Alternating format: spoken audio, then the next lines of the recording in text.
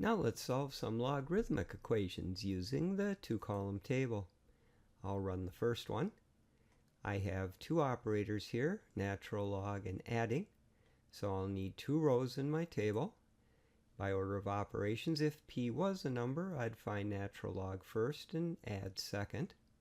Here are my inverse operators. I remember that using the exponential undoes the logarithm. And I'll use e as my base since the natural log has e as a base. Starting with the original, and at the bottom of the right column, I'll subtract 24 from both expressions and simplify. I'll move up a row.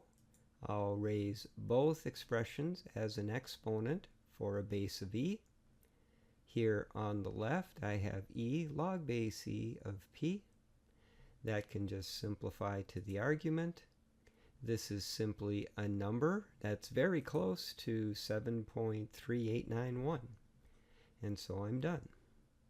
To check my work, I return to the original. I substitute and simplify. Both sides become 26, and so I'm comfortable with my work. Try this one. We have 1, 2, 3 operators, so we'll need 3 rows. If x was a number, we'd take the common logarithm first, we'd subtract second, divide third. Here's our inverse operators. We'll start at the bottom of the right column.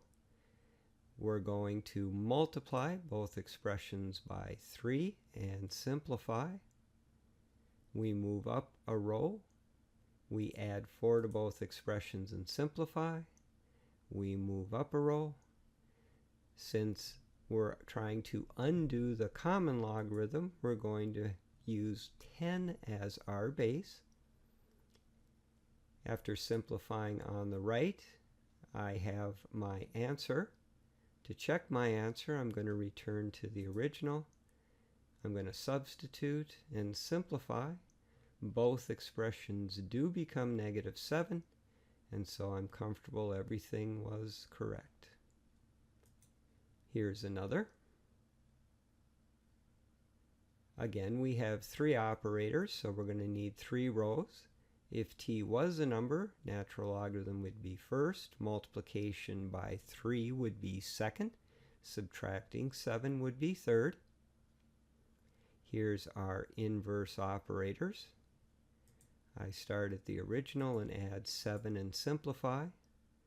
I move up a row and divide by 3 and simplify.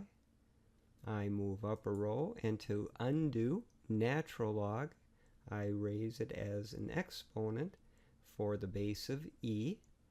On the left, I simplify to t. To check whether e cubed is my solution, I return to the original. I substitute for t. I simplify and find the left side does become 2, just like the right was 2. And that convinces me this is my solution. How about here? We have 3 operators, so we'll need 3 rows. If x was a number, natural logarithm would be first, division would be second, and subtraction would be last.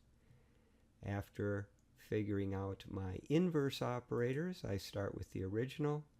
I add 8 to both expressions and simplify. I move up a row and multiply both expressions by 3 and simplify.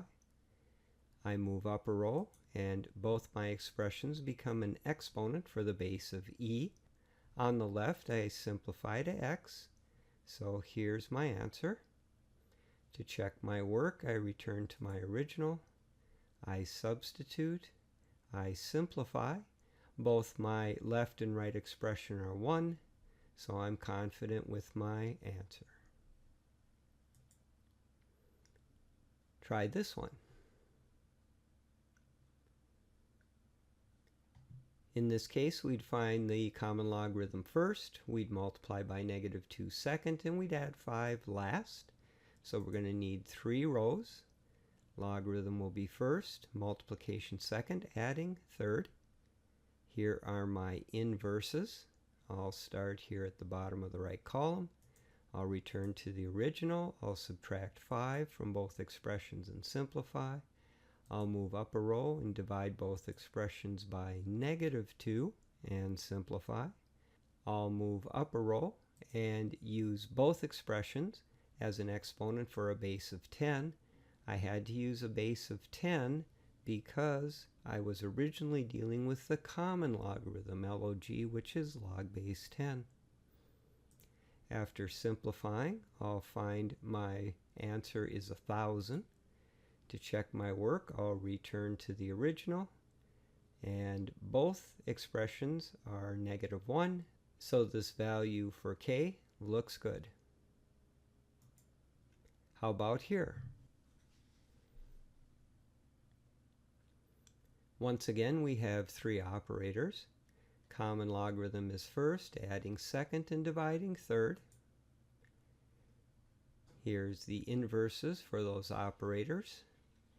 Starting at the bottom of the right column, I'm going to multiply both expressions by 1.2 and simplify. I move up a row and subtract 8 from both expressions and simplify. I move up a row and use both expressions as an exponent for the base of 10. I simplify on the left. I then check my work. Both expressions are 10. Here's my solution. Well, that concludes this video where we have solved some logarithmic equations using the 2-column table.